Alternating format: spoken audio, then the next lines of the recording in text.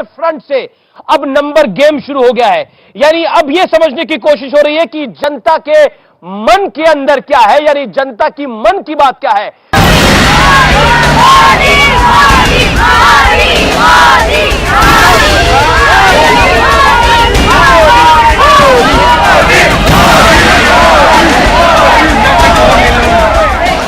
हर जगह कितने हैं भाई, क्या आपके रावण के जैसा 100 मुख है, क्या है? એવી કોંગ્રેસ પાર્ટી મને ગાળો બોલવા માટે રામાયણમાંથી રાવણને લઈ આવી, બોલો।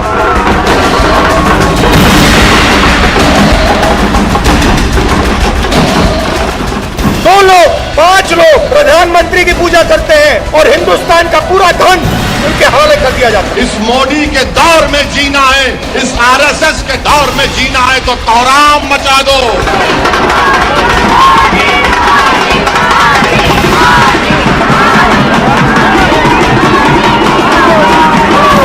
कितनी भी बार गुजरात में प्रधानमंत्री जी के खिलाफ कांग्रेस ने अपशब्द उपयोग किया, उतनी बार हर बार गुजरात की जनता ने बैलेट बॉक्स के अंदर जवाब दिया। तो आज हम ग्राउंड जीरो पर है, जानने और समझने की कोशिश करेंगे कि कितना जोर है। मेरे साथ जनता जनार्दन है, तो जोरदार तालियां जनता के लिए, अहमदाबाद की, गुजरात की, आप सबका अभिनंदन है।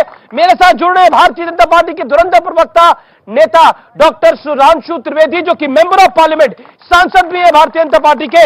वारिस पठान है मेरे साथ, उनका अभिनंदन है। AIMIM के वरिष्ठ नेता है, प्रवक्ता है। रोहन गुप्ता है, कांग्रेस पार्टी के नेता है, प्रवक्ता है, उनका अभिनंदन है। जोरदार तालियां तीनों के लिए। और इस चर्चा की शुरुआत में करता हूं। कांग्रेस कह रही है कि 27 साल बाद हम बीजेपी को हराकर वापसी करने जा रहे हैं, इस बार कांग्रेस की सरकार। प्रधानमंत्री श्री नरेंद्र मोदी जी का जो रोड शो हुआ है अहमदाबाद में, उसमें जिस प्रकार का अपार जन समर्थन और जिस प्रकार का स्नेह गुजरात की जनता का दिखा, वो ये बताने को काफी है कि इस मुकाम का अंजाम क्या होने वाला है। वो दर्शा रहा है कि भारतीय जनता पार्टी पूर्व के सभी कीर्तिमानों को ध्वस्त करते हुए इस चुनाव में रिकॉर्ड तोड़ ऐतिहासिक जीत प्राप्त करने वाली है। जहां तक कांग्रेस पार्टी की बात है, वो अनेक बार ऐसा प्रयास कर चुके हैं, मगर विगत 27 वर्षों में गुजरात की जनता ने उन्हें मौका नहीं दिया है। और अगर उन्हें अपनी तथाकथित जीत पर थोड़ा भी विश्वास होता तो उनके सबसे युवा और सबसे व्याकुल नेता गुजरात छोड़कर दूर दूर की यात्रा करते हुए नहीं चल रहे होते। लेकिन वहां से वो एनर्जी ले रहे हैं, वो एनर्जी ले रहे हैं वहां से। साहब, वो एनर्जी ले रहे हैं या गुजरात की कांग्रेस की एनर्जी ले रहे हैं? भाई, उनके लिए तो मुझे वो गीत याद आता है कि मानो गुजरात के कांग्रेस के नेता उनसे कह रहे हो, ओ दूर के मुसाफिर हमको भी साथ ले ले रे, हम रह गए अकेले रे। जी जी, रोहन भाई, मैं आपसे जानना चाह रहा हूं, मैं आपसे समझना चाह रहा हूं, क्या कहना चाहते हैं आप, बताइए, बोलिए बोलिए। हमारे शायर महोदय ने जो कहा कि वो दूर के, उनको मैं बता दूं, वो दूर से उनका पावर ये है, 100 सुनार की एक लोहार की। भारत जोड़ो यात्रा का एक एजेंडा है कि भाई हम देश को जोड़ के रखना है। ये पहला चुनाव होगा अमीश भाई जहां पे इनका कम्युनल एजेंडा, हिंदू मुसलमान पाकिस्तान सब फ्लॉप हो गया। गुजरात की जनता ने इस बार सिर्फ अपने लिए वोटिंग की है। तो पब्लिक भी ताली बजा रही है आपके ऊपर। मैं सीधा रुख करता हूं, मेरे में सुधांशु आपके पास आऊंगा, लेकिन वारिस पठान से पहले एक राय ले लेता हूं। सबको पता है कि गोधरा की आवाम ने परसों के दिन किसको दौड़ाया। किसको नाम आप घबरा रहे हैं क्या? गाली बक रहे थे। घबरा रहे हैं आप? अरे घबराहट की इस बात की, डर तो इन लोग को है। मजलिस इत्तेहादुल मुस्लिमीन में घबराने वाले की बात नहीं है, जमात नहीं है, डेयरिंग है। कल सुना गया वैसा तबियत से दिया है कि जिंदगी भर गुदला गया। ये इमरान प्रतापगढ़ी की बात करें, जवाब है। देखिए, नाम देने से क्यों डर रहे हैं, फिर दे देते हैं ना, इतना जब बोल दिया तो। देखिए अमीश भाई, ये भाई साहब आज यहाँ पे खड़े हैं, ये भाई साहब आज यहाँ पे खड़े हैं 13 सीट पे लड़ने वाले। इसका मतलब ये है कि भाजपा को मालूम है कि जमीनी हालत खस्ता है, इसीलिए यहाँ पे खड़े हैं, नहीं तो यहाँ पे खड़े नहीं होते। और दूसरा, जितना ABCD जितनी भी टीम लेके आए भाजपा, सबको लेके आए, इस बार कुछ नहीं होगा। ये बुरी तरह हारने वाले हैं। ये भाजपा को समर्थन करते रहे, इस बार इसका समर्थन जाओ, भाजपा को हराओ, अपना मुख्यमंत्री बनाओ। ताकत नहीं है, हमको गालियां बकते हैं भाई। सुनिए रोहन भाई, सुनिए 10 सेकंड सुनिए, डरने का नहीं, डरने का नहीं। हमको गाली देते हैं, अरे गाली क्यों देते हो भाई, आओ गोली मार दो ना, वारिस पठान खड़ा हुआ है, मार दो गोली ऐसा तो ओवैसी को। अरे कब तक हक की आवाज को आप रुकाओगे, कब तक हक की आवाज को आप दबाओगे रोहन भाई? ये आवाज उठ चुकी है, बैठने वाली नहीं है। हक और लड़ाई की आवाज लड़ते रहेंगे जब तक जिंदा है, तुम्हारा मुकाबला करते रहेंगे दोनों। अरे हमारे लिए तो आप क्या एक ही है यार, मालूम है हमारी लड़ाई हक की लड़ाई है, इंसाफ की लड़ाई है, बेइंसाफी के खिलाफ की लड़ाई है। अरे हमारा कसूर क्या अमीश भाई, हमारा कसूर क्या अमीश भाई, एक करके अमीश भाई हमारा कसूर क्या है बताइए? हमारा कसूर इतना है ना कि हम बिल्किस बानो के बलात्कारी को चाहते जेल में डाले। हमारा कसूर इतना है कि हम पॉलिटिकल एम्पावरमेंट चाहते हैं। हमारा कसूर इतना है कि हम भी चाहते हैं कि हमारा विधानसभा में पे हिस्सेदारी हो। हमारा कसूर इतना ही है कि हम जो मुसलमान पिछड़ा हुआ वर्ग, दलित, आदिवासी की आवाज बन के आते हैं, यही हमारा कसूर है ना। अगर आपको हमारे कसूर से तकलीफ है, मार दो हमको गोली, लेकिन जब तक जिंदा रहेंगे हक बयान करते रहेंगे, मजलूमों की, मुसलमानों की लड़ाई लड़ते रहेंगे। हवा यहाँ बहुत तेज चल रही है, मैं व्यूअर्स को बता दूं, थोड़ी हवा चल रही है। और मैं सुधांशु जी आपका रुख करता हूं और आपसे सवाल पूछता हूं, अगर विकास की बात इतनी है तो गृह मंत्री को यह क्यों कहना पड़ा कि 2002 में हमने उन्हें ऐसा सबक सिखाया कि वो हिंसा करना भूल गए और अब कर्फ्यू नहीं लगता है, ये क्यों कहना पड़ा? देखिए अमीश जी, पहले तो आपने कहा हवा चल रही है, बिल्कुल हवा चल रही, बहुत जोर से चल रही है और हमारी तरफ चल रही है, इसमें किसी को कोई संदेह नहीं रहना चाहिए। अरे जब रात है इतनी मत वाली तो सुबह का आलम क्या होगा। और ये बोले, अब बताइए 13 सीटें लड़ रहे हैं। आज तक जितने चुनाव हुए हैं पिछले कुछ वर्षों में, एमआईएम ने विधानसभा चुनावों में 1.3% सीटें लड़ी हैं और कांग्रेस कहती है कि वो एमआईएम की वजह से हार गई। अरे भाई 1.3% सीटों से कोई हार गए, अब ये 13 सीटें लड़के उनको लग रहा है उनकी राजनीतिक तेरहवीं करवा देंगे, वो 13 सीटें लड़के 182 में, तो ये एक दूसरे के प्रति अपनी कमी बता रहे हैं। जो मुख्यमंत्री जी को कहना पड़ा उसका कारण हवा तेज चल रहा है, अरे टोपी संभालो उड़ जाएगा, तेज चल रहा है हवा, ये इनकी हालत खराब है। हवा में 13 ही लड़ रहे हैं। टोपी वाले नहीं है, टोपी डालते नहीं है, कोई डालना भी चाहे तो डालते नहीं है। एक भी टिकट नहीं दिया बीजेपी ने, बताओ कितने बीजेपी गृह मंत्री जी ने को एक भी नहीं, सबका साथ, सबका विश्वास हवा में उड़ रहा है, हवा में उड़ रहा है। पब्लिक भी सवाल पूछना चाहती है। सुनिए वारिस भाई, एक चीज मैं बताता हूं आपको, ये टोपी पहनने वाले नहीं है, इन्हें कोई टोपी पहनाने भी आया तो मना कर दी थी। ये टोपी पहनाते हैं आपको, ये टोपी पहनाते पता होगा आपको, इसकी टोपी इसके सर, इसकी टोपी इसके सर। सुनिए 13 सीटें लड़के सरकार बनाने का दावा, इस पे तो मुझे वो लाइन याद आती है कि पीतल की नथुनी पे इतना गुमान, होती जो सोने की तो चढ़ती आसमान। अरे गिनती भेड़ बकरियों की होती है। मंत्री जी ने क्यों बोला? शेर काफी है, पार्लियामेंट में 2 ही शेर है, असद ओवैसी इम्तियाज जलील, लेकिन जब खड़े होते हैं ना, ये सारे के मुंह में दही जब जाता है उठ के भाग जाते हैं। इसीलिए गिनती मत करो, अगर एक भी जीत गया 10 के बराबर रहेगा। 10 गूंगे बहरों से बेहतर है जीत आगे भेजो, एक दिलेर शेर को, मर्द मुजाहिद को जाकर लड़े। जलील जो है वो शेर है, कांग्रेस पार्टी में कौन शेर है भैया बताइए? रोहन गुप्ता। देखिए हमारे लिए हमारी जनता ही शेर है। हम इतने अहंकार में शेर गीदड़ ये सब अब इसमें हमने नहीं पढ़ते हैं, ये जानवरों का काम, इन दोनों को मुबारक। मुद्दा यहाँ पे ये हमारे शायर साहब है, मैंने भी सीखा है कि बात करते हैं कि मैं एक ही चीज कहूंगा, एक कहावत है 100 सोनार की 1 लोहार की। वो मारने वाले राहुल गांधी जी 4 बार यहाँ पे आए, उन्होंने एक एजेंडा सेट किया कि यहाँ पे कम्युनल राजनीति नहीं चलेगी। उन्होंने 8 वचन दिए, जो 8 वचन को हम जनता के पास लेके गए। और मैं आपको यही पहले आप मेरे सवाल का जवाब दो ना, बीच में मत बोलिए, आप मेरे बीच में बोले थे ना, मेरा आवाज तो आपसे भारी है ना, फिर मेरे बीच में नहीं बोलना, ठीक है? उनके लिए बोल रहा हूं, डिफेंड कर लेंगे, मैं तो आपका नाम भी नहीं दे रहा हूं, बोलूंगा, मैं तो उनके लिए बोल रहा हूं। वारिस पठान ने सवाल पूछा, वारिस पठान ने बोला अब मैच हो रहा है अहमदाबाद के अंदर, अब राहुल गांधी खेल रहे हैं मध्य प्रदेश राजस्थान के अंदर। अब बताइए अगर वो खिलाड़ी मैदान से बाहर क्यों है? अगर जंग लड़नी है मैदान में लड़ना होगा। वारिस पठान मैदान में है ना, ओवैसी मैदान में है ना, सुधांशु त्रिवेदी मैदान में है ना, नरेंद्र मोदी मैदान में है ना, अमित शाह, जगत प्रकाश नड्डा मैदान में है ना, रोहन गुप्ता मैदान में है ना, आपके नेता मैदान में क्यों नहीं है? सवाल पूछती है जनता। मैदान पूरा देश है, ये भारत माता की चुनाव कब है? और यहाँ पे चुनाव, यहाँ पे तो मुद्दे कौन से आ रहे हैं? मुद्दे गुजरात के आ रहे हैं, मुद्दा मोरबी का आ रहा है, उठाइए गुजरात का मुद्दा। हम तो उठा रहे हैं ना। क्यों बीजेपी की मजबूरी है कि नेशनल इशू लेके आ रहे हैं? क्योंकि उनको मालूम है यहाँ पे मुद्दा बिल्किस बानो का बलात्कारियों को मार देना चाहिए, अंदर जाना चाहिए। आज मोरबी के बेशर्मी की तरह, एक मिनट, बेशर्मी बोले की तरह 40 दिन हो गए मोरबी के इशू पे, क्यों इनके मुंह में दही जमा हुआ है? क्यों अभी एक्शन मेरा नहीं हुआ? सवाल है कि आप पूरा बताइए। चुनाव निकल गया, क्यों पूरा चुनाव राहुल जी का ना आना आपके लिए फायदेमंद बहुत रहा, अच्छा है। हमने या चार आपके सभा लिए नुकसानदायक देखिए, रहा? राहुल जी ने जी, 4 ये- सभा जो ये- की है, ये सुनिए। सवाल सुधांशु जी अमित से भाई, पूछना चाहिए। हमारे लिए वहाँ क्या गुजर होगा गया, गुबार वो आपको देखते बताएगा। रहे, पहला क्या राहुल का मतदान हो चुका है। राहुल जी ने जो ट्रेंड सेट किया है कि कम्युनल एजेंडा नहीं चलेगा, ठीक है, सुधांशु 27 साल भाई, के पहली बार सुधांशु जी, ये इनकी बौखलाहट है। बीजेपी कम्युनल के ट्रेंड साथ नहीं चल रहा है इनका। नहीं, नहीं, बीजेपी कम्युनल अब एक ट्रेंड सेकंड, चल रहा है। करें कि जो राहुल जी ने ट्रेंड सेट किया वो ट्रेंड अब सब फॉलो कर रहे हैं, और राहुल जी कहीं भी लड़े लेकिन बीजेपी हार रही है। मैंने राहुल गांधी ने जो ट्रेंड सेट किया, बिल्कुल देखिए, केरल में वो गए, सबसे पहले उससे मिले जिसने सड़क के ऊपर गाय काट के पार्टी दी थी। तमिलनाडु में गए तो उस पादरी जॉर्ज पुनिया से मिले जो कहता मैं जूता इसलिए पहनता हूं कि भारत माता का जमीन छूने से मेरे पांव गंदे न हो जाएं। वहीं पे महाराष्ट्र में आए तो सावरकर जी के खिलाफ बोले। इतना ही नहीं, यात्रा में यह भी बोले कि गुजरात में एयरबस की फैक्ट्री क्यों चली गई? अरे भाई, ये भारत से जुड़ाव है या गुजरात से दुराव है? इसीलिए लोग कहते हैं पाले में आके खेलना, ये तो पाला छोड़ के खेल रहे हैं। पाला छोड़ के खेल रहे हैं। ये इसका जवाब, ये पाला छोड़ के खेल के कांग्रेस जीत कैसे जाएगी? देखिए, ये पाला जवाब। इनके लिए जो पाले की बात करें, इनकी सोच दिखाती है। राहुल गांधी जी यहाँ पे 4 सभा करके गए। एक राष्ट्रीय नेता है, उनका जो एजेंडा है भारत जोड़ो का जो एजेंडा, और अमीश भाई 27 साल से ये शासन में है। लास्ट में क्या आया? हिंदू नहीं चलेगी इनकी नफरत की दुकान, इसलिए आएगा हिंदू मुसलमान और पाकिस्तान। ये भाजपा की हकीकत है। जब भी इनकी दुकान नहीं चलेगी, हिंदू मुसलमान पाकिस्तान। अरे 27 साल काम किया है तो करके दिखाओ ना। मुद्दे की बात कीजिए। एक मिनट अमीश भाई, अमीश भाई मेरी बात का आप- जवाब आप- नहीं दिए। आप- काट रहे हैं, 40 पर मुझे आज समझ नहीं आ रहा है ये वारिस भाई और सुधांशु जी का इलू इलू क्या है। मैं बोल रहा हूँ उनको ये डिफेंड कर रहे हैं। सुधांशु का इलू इलू लग रहा है। इलू इलू क्या होता है? इलू इलू क्या है? वारिस भाई, इलू इलू क्या है?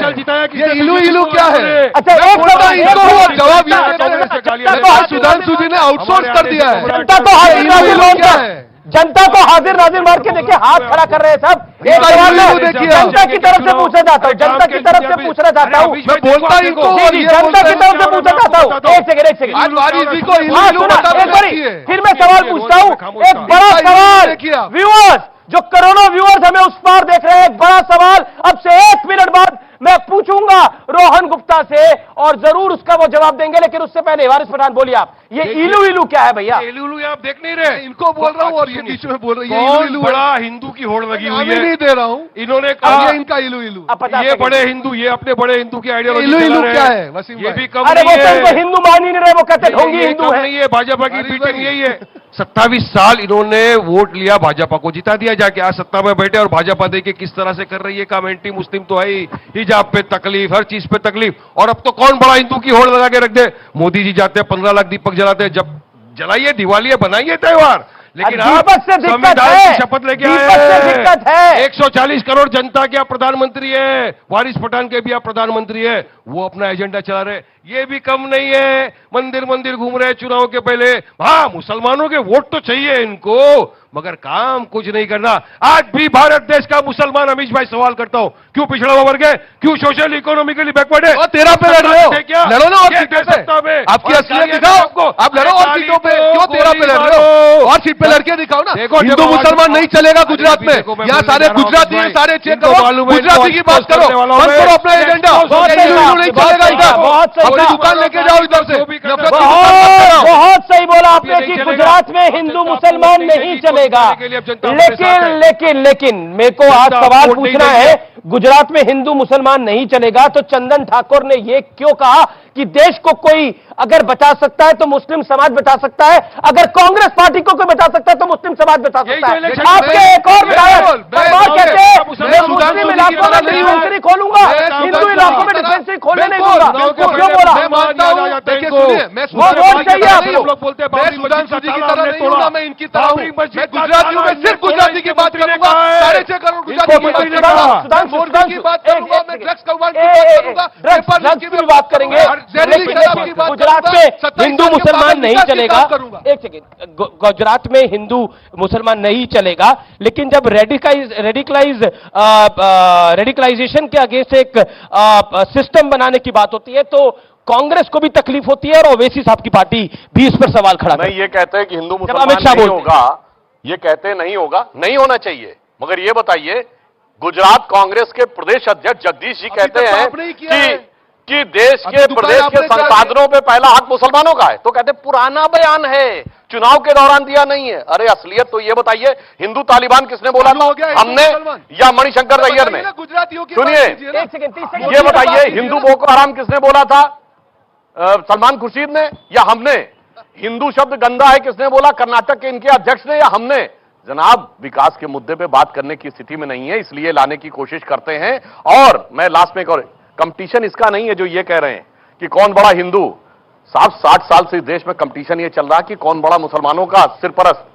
देखिए, आजादी मिली तो किसी मुसलमान ने नहीं कहा मुझे मदरसे चाहिए। नेहरू जी ने कहा मदरसा खुलवा दूंगा, इंदिरा जी ने कहा पर्सनल लॉ बोर्ड बनवा दूंगा, राजीव गांधी ने कहा मैं शरिया को सर्वोच्च न्यायालय में से ऊपर कर दूंगा। सुनिए, उसके बाद गोली चलवाने वालों का समर्थन कर दूंगा। उसके बाद नरसिम्हा राव ने कहा मैं वक्फ बोर्ड ले आऊंगा। उसके बाद मनमोहन सिंह जी ने कहा देश के संसाधनों में पहला हक दिलवा दूंगा। अरे सारी फील्डिंग सजाई इन्होंने और बैटिंग करने आ गए ये, तो हम क्या करें? भौरे ने खिलाया, फूल को ले गया राजकुमार। अच्छा, मतलब आपके एक सेकंड, अगर पाकिस्तान और जिन्ना नहीं होता तो शायद बीजेपी चुनाव ही नहीं लड़ती। अमीश भाई, एक बात बताइए, अब उन्होंने एक बात बोली, भवरे ने खिलाया फूल, फूल को आके ले गया राजकुमार। अब उन्होंने मुसलमान को अपना एक वोट बैंक बनाया पिछले 70 साल में मेहनत करके, अब उसको आप उड़ा के लेके जा रहे हैं तो तकलीफ नहीं होगी वारिस भाई? अब उनके विधायक अगर कहते हैं कि हम हिंदू इलाकों में डिस्पेंसरी नहीं खुलने देंगे, तो क्या आपको लगता नहीं उनको भी वोट शेयर है? उनको पता है कि मुस्लिम इलाकों में कांग्रेस को जीत मिलती है। मुसलमानों के वोटों को अपनी जागीर समझ लिया था। चुनाव के पहले आए, बोला हमको 90% मुसलमानों के वोट चाहिए। चुनाव के बाद अपना काम बनता, भाड़ में जाए मुसलमान दलित जनता, ये इनका स्लोगन बन गया था। कुछ नहीं किया इन्होंने। और अभी भी इनके नेता ने क्या कहा मालूम है ना? 2 दिन पहले, हमको गर्व है, फकर है कि बाबरी मस्जिद का जो ताला था वो हमने तोड़ा, राजीव गांधी ने तोड़ा। मैं पूछना चाहता हूं क्या इसको एंडोर्स करते हैं आप? बताइए मुझको, बताइए क्यों करा? अरे हमारी बाबरी मस्जिद को शहीद कर दिया गया, आपने ताला तोड़ा और आप इसमें फखर करते हो। अब इसका जवाब देता नहीं और हमको गालियां बकते हो। हम आपकी बात करते हैं तो गालियां बकेंगे। हम बाबरी में सवाल उठाए तो हमको गाली, दादरी में सवाल उठाए तो गाली, ट्रिपल तलाक पे सवाल उठाए तो गाली, तो गाली, गोली मारो। आपने बोला, अब आपने बोला, अब देखिए, अब मेरे को रोहन आपसे एक जवाब लेना है। क्या आपको लगता है, असद ओवैसी ने बोला 27 साल से, जो सवाल मैंने बोला था व्यूअर्स, जो सवाल मैंने बोला था वो मैं रोहन भाई आपसे पूछा हूं, असद ओवैसी ने एक बात बोली जो कि एक जायज बात है कि 27 साल से नरेंद्र मोदी आपको चाय पिला पिला के हरा रहे हैं। और उन्होंने लास्ट में एक लाइन बोली, वो भी मलाई डालकर, वो भी मलाई डाल के चाय पिला रहे हैं। ये जिता रहे हैं इनको। जब तक इनके पास ताल तबच्ची वाले रहेंगे, नरेंद्र मोदी जीतता रहेगा। याद रखना ये बात। ताल तबच्चे वालों को छोड़ेंगे नहीं। ये इनकी भाषा है या इनका कल्चर है, मैं उसमें नाम में नहीं पढ़ना चाहूंगा। अब ये बड़ी बड़ी बातें कर रहे हैं, कह कि हम लोग पिछड़ों की बात करें तो भैया 13 पे क्यों लड़ रहे हो? लड़ो ना 50 पे। अरे क्यों 13 पे लड़ रहे हो? हराओ इनको, हराओ ना। 169 हमने आपके लिए छोड़ी है ताकि हम जाओ। भाजपा आपके लिए छोड़ी है 169 इनके लिए छोड़ी आपने। अब तो इलू इलू साफ हो गया, अब तो इलू इलू साफ हो गया। अब तो साफ हो गया कि अंदर अंदर ये इलू इलू क्या है बताइए पहले। 169 उन्होंने बोला आपके लिए छोड़ दिए। मतलब ये सुनिए, ये देखिए गुंडों में फंस आज जो ये इन्होंने 169 छोड़ी नहीं है, 13 में तोड़ने के लिए, और उसमें भी सफल नहीं होंगे। अरे देखो बाकुल होने वाला है। और दूसरा भाजपा का एजेंडा देखिए आप, ये एजेंडा देखिए इनका। सुपर शाम एक ही काम, हराने की ताकत नहीं है। सुपर शाम हराने एक ही की काम, ताकत रखते हैं। जोर से फैलाओ। 13 तो 13 हराएंगे, भाजपा को गाँव भेजेंगे ये उनके। अच्छी बात बोली है, लेकिन कुछ सवाल पब्लिक के, आप अपने सवाल तैयार रखिए। इनको विकास दिखता नहीं, कहाँ खड़े हैं अभी?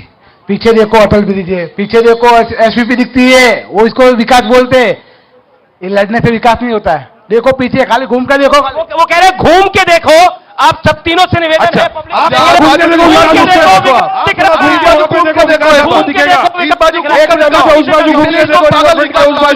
अखिलियतों की दस्ती, आपको विकास दिखेगा, पानी दिखेगा, गटर दिखेगा, नाला दिखेगा, सब दिखेगा आपको उस तरफ।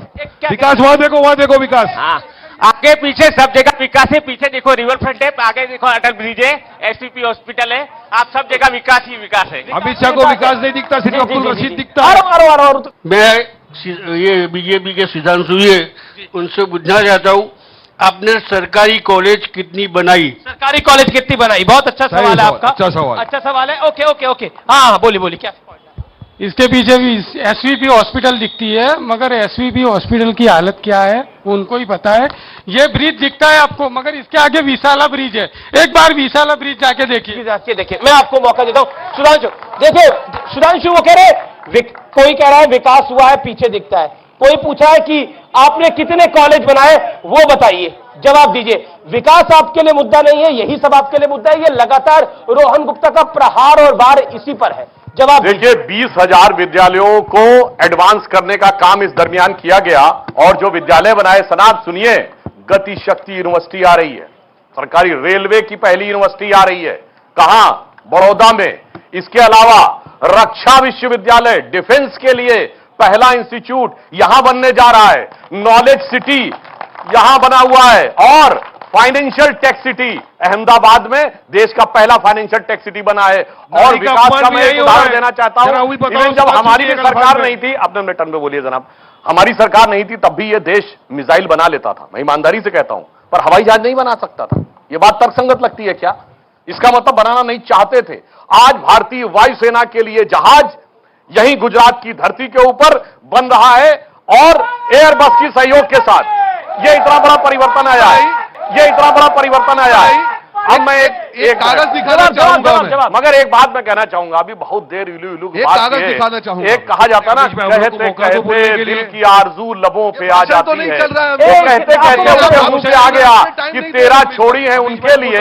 अब एक लाइन में कह दूं, सुनिए, अभी जनता को फैसला हो जाना बताइए ना, कितना दिया आपने उनको? कितना दिया? हमने तो सबसे कम बोला। आप दोनों ही बोले ज्यादा, कोई भाषण नहीं चल रहा, आप अपनी बात को कंप्लीट करिए, अपनी बात पूरी गुजरात की जनता की बात कीजिए ना। ये 500 करोड़ का ड्रग्स गुजरात से पकड़ा गया है, इसका जवाब है क्या? लाइए, उसका जवाब 40 दिन मोरबी के नाम पे इन्होंने निकाल दिया, इसका जवाब है इनके पास। गुजरात में ऋण 3.5 लाख करोड़ है, इसका जवाब है इनके पास। भ्रष्टाचार में 5 नंबर पे है, इसका जवाब है इनके पास। माल न्यूट्रिशन में गुजरात, इनका जवाब है इसके पास। महिला सुरक्षा में पीछे चला गया, इनका जवाब है इसके पास। गैस का बोतल 1250 का कर दिया, इसका जवाब है इनके पास। पेट्रोल और डीजल के दाम बढ़ा दिए, क्या इनका जवाब है इसके पास? मैं जवाब 50 देता हूं। 27 साल बहुत बड़ा टाइम होता है अमीश भाई, जिसने 27 साल शासन किया हो उसको हिंदू मुसलमान और पाकिस्तान करने की मजबूरी है। अब मैं बोलूंगा अमीश भाई, मेरा चांस आना चाहिए। अभी इन्होंने बहुत बोल दिया, मुझे भी प्रमोशन।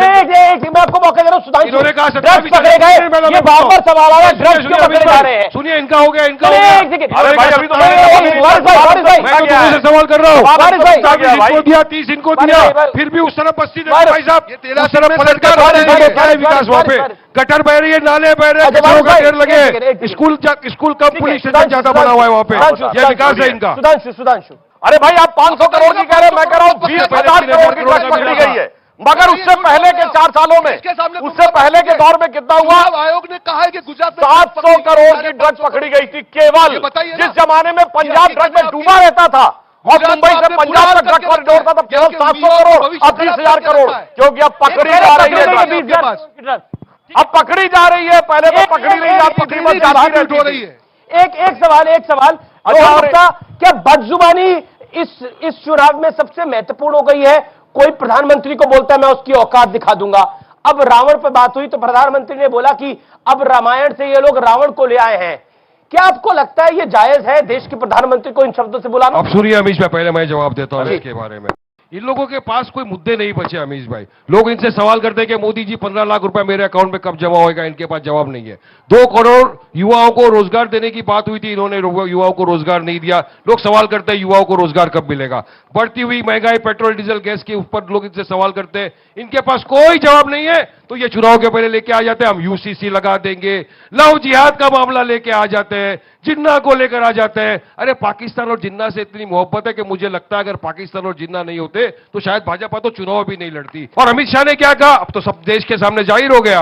रेडिकलाइजेशन की जो बात की और हमने कहा कि अब हमने वो सब खत्म कर दिया 2002 से, मतलब उन्हें कबूल किया कि स्टेट स्पॉन्सर्ड राइट और जेनोसाइड था, ये अमित शाह ने कबूल किया। और रेडिकलाइजेशन कानून के बलात्कारी थे, उनको किसने रेडिकलाइज किया? जिन्होंने हमारे सदर बैरिस्टर असदुद्दीन ओवैसी पे गोली चलाई थी जान से मारने के लिए। बताइए। मेरा निवेदन है एक एक करके सुन लीजिए। सुधांशु जी, देखिए, ये कहते हैं कि इनको मुद्दे की बात करनी चाहिए जिस पार्टी का नाम ही है मजलिसे इत्तिहादुल मुसलमीन। अरे सूट बोले तो बोले, चलनी भी बोले, जिसमें 100 छेद। जो कहती है 15 मिनट के लिए पुलिस हटा दो, जो कहते हैं 20 करोड़ 100 करोड़ में भारी पड़ेंगे, जिनके नेता ने यह बोला था कि जब मोदी पहाड़ पे चले जाएंगे और योगी मठ में चले जाएंगे तुम्हें बचाने कौन आएगा, ये बोलने वाले आज कहते हैं कि मुद्दे की बात करो। जनाब, मैं ये बात बताना चाहता हूं, बहिष्कार करो। आपके मेंबर ऑफ पार्लियामेंट ने कहा, बहुत अच्छी बात कही थी, संविधान की शपथ लेकर मेंबर ऑफ पार्लियामेंट बने। एक एक करके सुधांशु। कि कांग्रेस के किसी नेता का बयान दिखाइए जिसमें उसने कहा हो सद्दाम हुसैन इतना खराब और घटिया आदमी था कि मेरा दिल आहत हो गया। ये क्या कर रहे हैं? अब मैं जवाब कर दे रहा हूं। सद्दाम हुसैन एकमात्र व्यक्ति आपने भी किया, इन्होंने भी किया। बार बार बोलने आपका क्या तरीका है? मैं फैक्ट बोलूंगा, अभी जवाब दीजिएगा। बोल रहे हैं। अरे आपकी पार्टी ने सद्दाम हुसैन से तेल के कूपन लिए। कांग्रेस पार्टी को 2006 में तेल के कूपन मिले बोलकर रिपोर्ट में, जिसके चलते नटवर सिंह को इस्तीफा देना पड़ा। गुजरात गुजरातियों की बात दिए और उसके बाद आप कह रहे हैं सद्दाम हुसैन बुरा आदमी था। बोलिए क्यों लिया था? मैं एजेंडा अब जब रोजगार की बात आती है रोजगार पे आ जाते हैं। बड़ी बड़ी बातें मत कीजिए इधर। रोजगार पे, डेवलपमेंट पे, विकास पे आपने देखा, लेकिन ये दोनों जन इलू करते आ रहे हैं। नूरा कुश्ती चालू है, मेन मुद्दों से ध्यान भटका के सद्दाम हुसैन पे चले गए। क्यों मेन मुद्दों की बात नहीं करते? क्यों सवाल का जवाब नहीं देते जो जनता कर रही है यहाँ भी खड़े रहकर?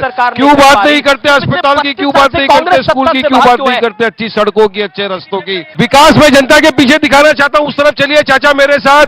अरे कचरों के अंबाड़ पड़े हुए हैं, ढेर लगे हुए हैं, पानी नहीं है। क्यों पता है? क्यों पता है अमीश भाई? क्योंकि अखिलियतों की बस्ती है, ये बेचारे दलित गरीब मुसलमानों की बस्ती है, इसलिए वहाँ कोई विकास नहीं है। इस तरह मोदी के दोस्त लोग यहाँ विकास है, बाकी लोगों का विकास हो गया, सिलेक्टिव विकास है गुजरात का। जवाब इस बात के ऊपर। दुनिया में मोबाइल बनाने वाली सबसे बड़ी कंपनी सैमसंग का 18 दुनिया की लोग सबसे बड़ी फैक्ट्री यहाँ पे है। आंदोलन अगर इस समय हवाई जहाज बनाने की फैक्ट्री यहाँ लगी है, रोजगार नहीं हो रहा क्या? क्या भूता के रोजगार बना रहे हैं क्या? एक सवाल रोहन, अगर विकास इतना कमजोर हो रहा है, कुछ भारतीय जनता पार्टी की सरकार नहीं कर पा रही, तो पिछले 32 साल से कांग्रेस सत्ता से बाहर क्यों है? जी, मुझे अंधभक्तों के आकलन से कोई मतलब नहीं है। मुझे मेरे गुजराती भाइयों बहनों पे भरोसा है, 6.5 करोड़ गुजरातियों के मुद्दे पे भरोसा है। और आपने कहा राहुल गांधी, देखिए यहाँ जो 32 साल की आप बात कर रहे हैं अमीश भाई, एक ही एजेंडा, हिंदू मुसलमान के एजेंडा पे कोई भी चुनाव निकाल के तो आप एजेंडा बदलिए। पहली बार यह हो रहा है अमीश भाई कि हिंदू मुसलमान का इनका एजेंडा सेट नहीं हो रहा है। थैंक्स टू भारत जोड़ो यात्रा, वहां से जो आवाज निकल रही है, गूंज बन के पूरे देश में शांति और एकता की गूंज फैल रही है। और दूसरी बात, जो 27 साल सवाल क्या है? राहुल गांधी पीएम बनना चाहिए। राहुल गांधी पीएम बनने चाहिए। राहुल गांधी पीएम बनाने की बात कर रहे हैं। राहुल जी सुनिए, मैं अभी गुजरात की बात करूंगा। देखिए अमीश भाई, पीएम पे आपको भी कॉन्फिडेंस नहीं है। राहुल गांधी सुनिए ना, सुनिए। उन्होंने कहा था कि महिलाओं को शिक्षा फ्री देंगे 5 साल पहले, आज 5 साल के बाद वो वादन पूरा नहीं हुआ। कहा था इंटरनेशनल यूनिवर्सिटी बनाएंगे, इंटरनल हॉस्पिटल्स बनाएंगे इंटरनेशनल। क्या हुआ? शिक्षा के इंस्टीट्यूट। एक भी वादा जो लोग 5 साल पहले पूरा नहीं कर पाए अमीश भाई, उनकी मजबूरी है कि उनको हिंदू मुसलमान और पाकिस्तान करना मजबूरी है उनकी। और इसीलिए लाख रुपया आ गया सभी अकाउंट में, विकास हो गया। बिल्किस बानो इस देश की नारी है, मुसलमान है, भूल जाइए 2 मिनट के लिए। उसका बलात्कार हुआ, 6 महीना प्रेग्नेंट थी। उसके जो 11 बलात्कारी थे, उनको 15 अगस्त 2022 के दिन, जिस दिन मोदी जी नारी सम्मान की बात करते, गुजरात में सरकार ने उनको छोड़ दिया। मेरा सिंपल सवाल है, क्या उनके बलात्कारियों की जगह खुली फिजाओं में या जेल की सलाखों के पीछे? दोनों बातों का जवाब देता हूं। आपने कहा बिल्किस बानो के साथ जिन लोगों ने किया वो दुखद दर्दनाक था, 14 साल की जेल काट के आए। अरे इमराना के बलात्कारी के साथ क्या हुआ कि फतवा जारी हो गया कि उसके ससुर ने उसके साथ बलात्कार किया, तो वो अपने ससुर की पत्नी और पति की मां हो गई, और उसके बाद उस फतवे वाले के साथ खड़े थे। इमराना से कोई हमदर्दी नहीं है, इमराना भी तो उसी समुदाय की थी। बोलो भाई, इमराना के साथ क्या हुआ? सवाल की जिसमी नारी के साथ अगर दुर्घटना हुई है तो करता है। मगर आप बताइए मुझे, क्या इसको बाहर रहने का अधिकारी और उनको जेल में डालना चाहिए? नहीं आया, सजा होना तो आप इधर आइए, आप इधर आइए। मैं कांग्रेस के प्रवक्ता से पूछना चाहता हूं कि 1975 1984 में हिंदू मुस्लिम किसने करवाया था? वो माधवती सोलंकी, वो चिमन पटेल है, उसे कांग्रेस जिम्मेदार इसके लिए। जवाब तूफानी बच्चा होता है उसको मॉनिटर बनाओ। और एक सवाल कर लो, हिंदू मुसलमान के कारण आज भाजपा नहीं चलेगा। माधव सिंह सोलंकी ने, वो माधव सिंह सोलंकी वाला सवाल पूछ रहे हैं। देखिए कहावत है कि अगर तूफानी बच्चे को क्लास का मॉनिटर बना दो तो शांति हो जाती है। तो ये मॉनिटर जो तूफान करने वाले वो अगर सत्ता में तो कहां से होगा? ये इनकी मजबूरी है। आज कमल कब खिलता है? जब कीचड़ फैलता है तभी कमल खिलता है। और ये जो कीचड़ अब फैला है, इस बार गुजरात की जनता ने तय किया है कि इस कीचड़ को हटा के रहेंगे, हिंदू मुसलमान नहीं होने देंगे और गुजरात के मुद्दों पर चुनाव होगा। इस देश में जिन दंगों में 50 से अधिक लोगों की मृत्यु हुई, वो बड़े दंगे माने जाते हैं।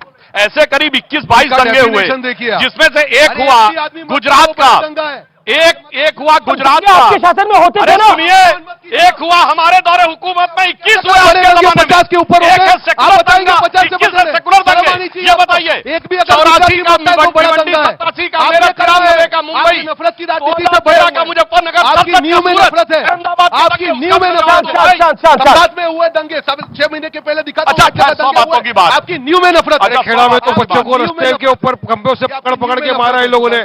पुलिस प्रशासन का ये लोग मानते कि सब लेके जाना चाहिए कोर्ट में। आप रस्तों के ऊपर इंस्टेंट जस्टिस देते हो, कानून प्रशासन टोटल फेल कर दिया आपने। विकास के ऊपर आपने जीरो कर दिया। अरे कोई विकास की भी कभी बात कर लिया करो। आप बैठिए, आपका सवाल। जनता को विकास भी चाहिए।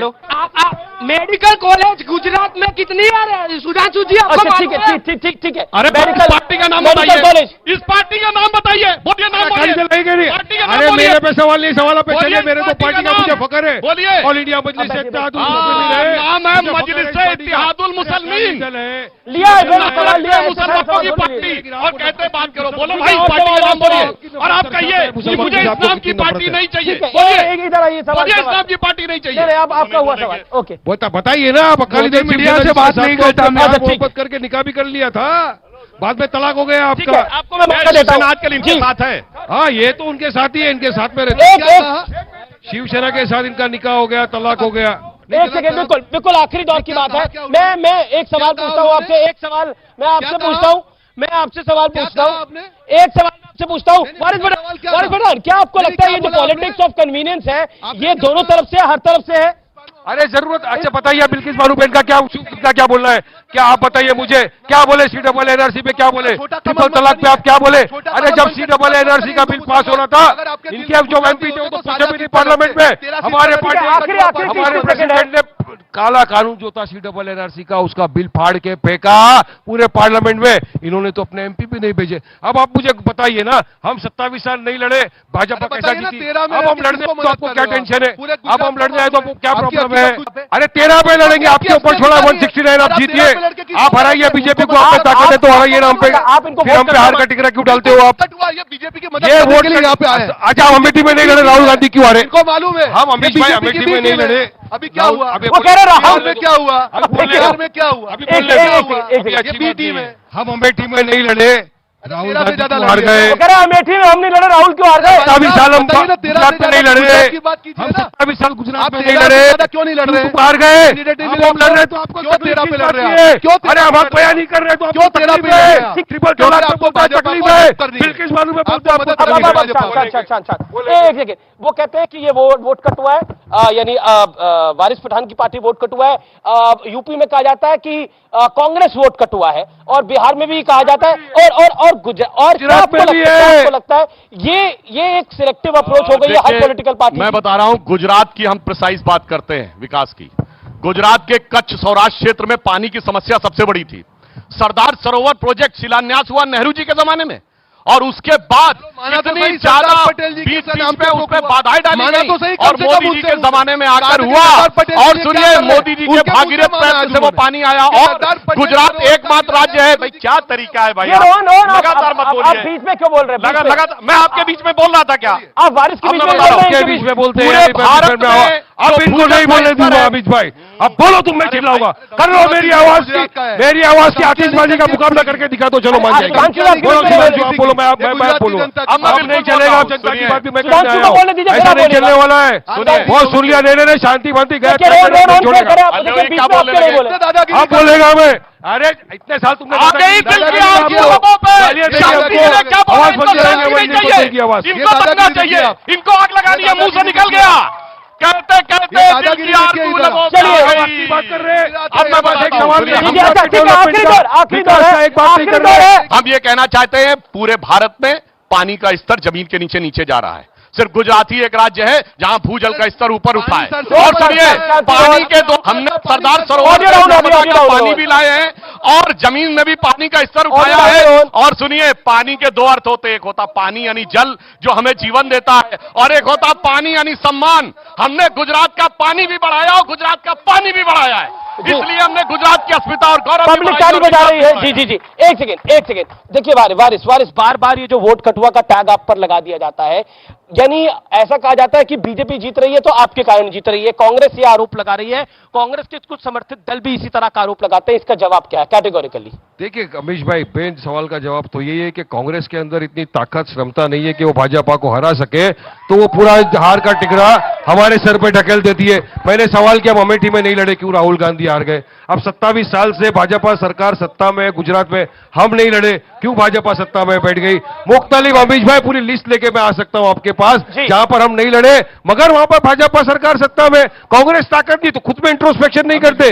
इनका घमंड और इनका अहंकार इनको हरा रहा है, और इनको जरूरत नहीं है अभी, इनके पास जो ताल तबलजी वाले हैं वो इनको हरा डालेंगे, फिक्र मत करो। तबलजी से छोड़ नहीं रहे। अरे आज अच्छा तबलजी को छोड़ नहीं रहे। सारी बातें सही है। गुजरात की जनता को यह बताइए, मैं सवाल आपसे तीसरी बारी पूछ रहा हूं, अगर आप इतने सीरियस से गुजरात इलेक्शन को लेकर, तो राहुल जी और प्रियंका जी क्यों नहीं प्रचार करने के लिए इधर आए? नरेंद्र मोदी देश के प्रधानमंत्री होते हुए 2-2 रोड शो कर सकते हैं, इतनी सभाएं, इतनी रैलियां कर सकते हैं, अमित शाह गृह मंत्री होते हुए इतना काम कर सकते हैं, तो राहुल जी क्यों नहीं कर सकते? क्योंकि राहुल जी को मालूम, सुन लीजिए जी, आपने कहा जो 27 साल अगर शासन में दम होता तो प्रचार करने की जरूरत नहीं पड़ती। प्रचार क्यों करना पड़ रहा है? क्योंकि झूठ बेचना है। राहुल गांधी जी के 8 वचन जो आज भारत जोड़ो यात्रा से पहले यहाँ पे आके गए, वो 8 वचन को हम 1.5 करोड़ गुजरातियों के पास लेके गए, और हमको जो रिस्पांस मिल रहा है, हमको गुजरात की जनता पे भरोसा है, और हम बात बता रहा हूँ, परिवर्तन इस बार तय है। गुजरात की बात परिवर्तन गुजरात के अंदर, ये 13 सीट में लड़के इनको मदद कर रहे हैं, 13 सीट में सरकार बनाएंगे। अरे वोट कटवा, आप क्यों नहीं हरा सके बीजेपी को इतने साल?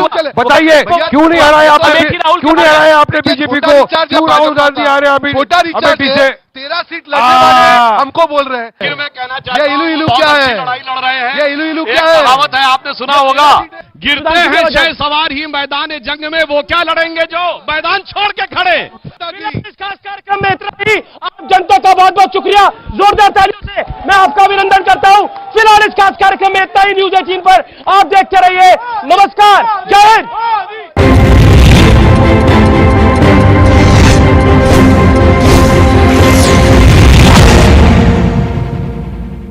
प्रशासन